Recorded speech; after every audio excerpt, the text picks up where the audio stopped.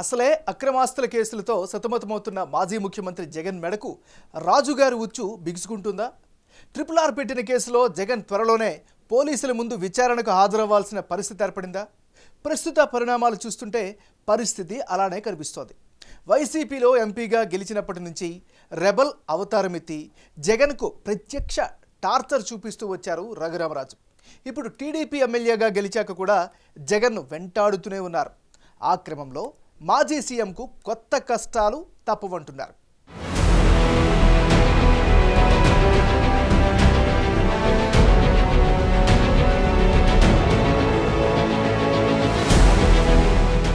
రఘురామకృష్ణరాజుపై custodial torture కేసులో Jagan police station మెట్లెక్కనున్నారా అంటే అవునన్న సమాధానమే వినిపిస్తోంది.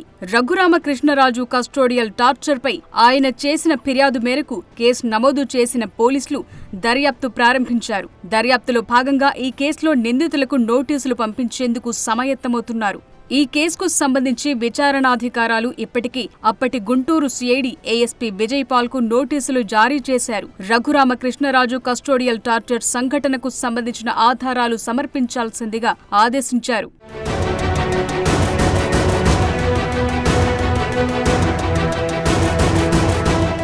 అప్పటి నరసాపురం వైసీపీ రెబల్ ఎంపీ, ఇప్పటి టీడీపీ ఉండి ఎమ్మెల్యే రఘురామకృష్ణరాజు అంటే తెలుగు రాష్ట్రాల్లో తెలియని వారెవ్వరూ ఉండరు. వైసీపీలో ఎంపీగా గెలిచినప్పటి నుంచే జగన్పై తిరుగుబాటు బావుట ఎగరేసి ఆ పార్టీకి చుక్కలు చూపించారాయన. ఆ క్రమంలో వైసీపీ హయాంలో ఆయనపై రాజద్రోహం కేసు నమోదు చేశారు. హైదరాబాద్లో అరెస్టు చేసి గుంటూరు సిఐడి కార్యాలయానికి తీసుకొచ్చారు. కస్టడీలో తనను తీవ్రంగా హింసించారన్నది RRR ఆరోపణ. చీకటి గదిలో చాలా దారుణంగా కాళ్ళు కట్టేసి చేతులు పట్టుకుని మంచం మీద ఒక పక్క లాఠీ ఒక పక్క బెల్ట్, అంటే రబ్బర్ బెల్ట్, వీడు తీసిన వెంటనే ఆడు కొట్టేవాడు. ఒకేసారి 2 కాళ్ళ మీద ఉంటుంది అటాక్. 2 కాళ్ళ మీద ఒకేసారి కొడతారు. ఒక కర్రతో 2 కాళ్ళ మీద కొడతాడు, పాదాల మీద. తీసిన వెంటనే ఆ షాట్, లేచిన వెంటనే ఈ షాట్. అలా ఓ 10-30 సార్లు కొట్టి అంతా గదిలో నడిపించి, లేకపోతే చాలా పెద్ద ప్రమాదం అంట, ఎక్కువసేపు కొడతానికి ఉండదంట.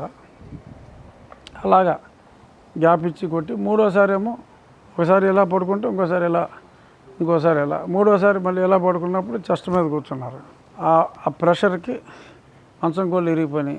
అప్పుడు సరిగ్గా 4 నెలలు అయింది నాకు సర్జరీ అయ్యి. అప్పుడు వాళ్ళు చెస్ట్ మీద కూర్చున్నారు. అంటే ఆ అదురికి నేను పోతే ఏదో ఆల్రెడీ హార్ట్ పేషెంట్ కదా, అరెస్ట్ చేస్తే మరి ఆందోళనకు గురై చచ్చిపోయాడని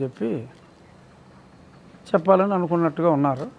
నేను పోతానని అనుకున్నా, అంటే ఫిజికల్గా చంపేస్తారనుకున్నా. అదర్వైజ్ నేను మున్నా కొడుకుని అంత ఈజీగా చావను. హఠాత్తుగా ఆ ప్రెషర్కి 2 మంచం కోళ్ళు ఇరిగిపోయినాయి. ఆ తలేపన్న మంచం కోళ్ళు ఆ మంచం మీద ఇలా ఉన్నా.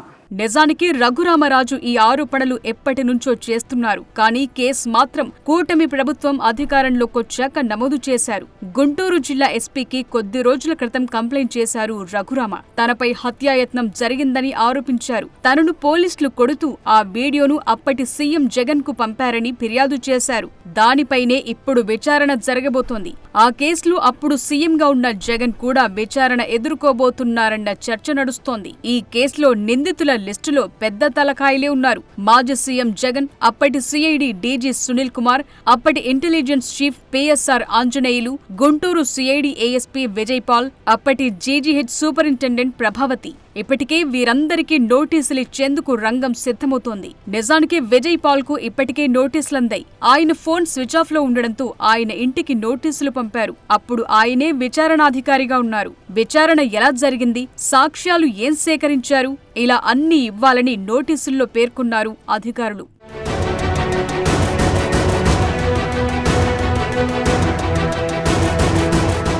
కానీ విజయ్ పాల్ అందుబాటులో లేకుండా పోయారు. ఇక ఈ కేసులో ప్రభావతి పేరు చేర్చడం కూడా ఇంట్రెస్టింగ్ గా మారింది. అప్పుడు వైద్య పరీక్షల అనంతరం తప్పుడు నివేదిక ఇచ్చారని ఆమెపై రఘురామరాజు ఆరోపణలు చేస్తున్నారు. ఇక ఈ కేసులో ప్రస్తుతం సిఐడి ఏఎస్పీ విజయ్ పాల్ ఒక్కసారి అందుబాటులోకొస్తే కేసు సీనే మారిపోనుంది. హైదరాబాద్లో అరెస్టు చేసి విజయవాడకు ఎలా తీసుకొచ్చారు, ఎన్ని వాహనాలు వినియోగించారు, విచారణ ఎలా జరిగింది, విచారణలో పాల్గొన్న అధికారుల పేర్లేంటి, వారి హోదాలేంటి, ఇలా ప్రతి ఒక్క అంశంపై ఫోకస్ చేయనున్నారు ప్రస్తుత విచారణ అధికారులు. మరి ఇందులో జగన్ ఇన్వాల్వ్మెంట్ పై కూడా విచారణ జరగనుంది. సీఎం జగన్ ప్రమేయంతోనే ఇదంతా జరిగిందంటున్నారు రఘురామ.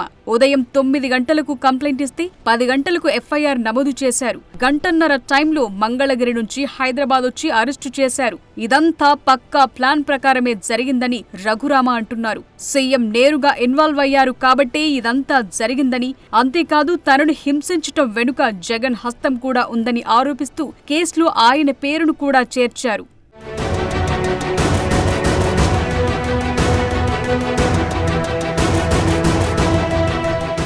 ఈ కేసులో జగన్ కు కూడా నోటీసులు జారీ అయ్యే అవకాశం ఉంది. ఒక్కసారి నోటీసులొస్తే ఆయన విచారణకు హాజరవుతారా లేదా అనేది సస్పెన్స్ గా మారింది. ఎందుకంటే అధికారం పోయిన తరువాత జగన్ పై డైరెక్ట్ గా నమోదైన కేసు ఇదే. అందుకే పోలీసుల విచారణపై ఇప్పుడు ఉత్కంఠ నెలకొంది. నిజంగానే పోలీసులు జగన్ కు నోటీసులు జారీ చేస్తే జగన్ రియాక్షన్ ఎలా ఉంటుందనేది ఆసక్తి రేపుతోంది.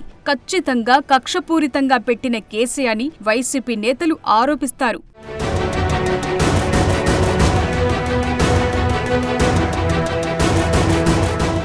రఘురామ కూడా ఇదే వెర్షన్ చెప్తున్నారు.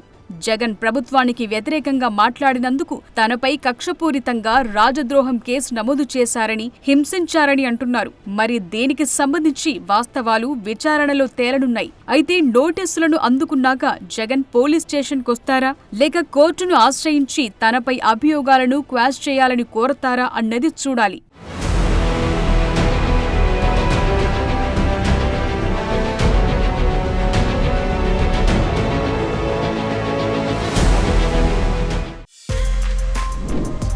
For more videos like this, subscribe Big TV channel.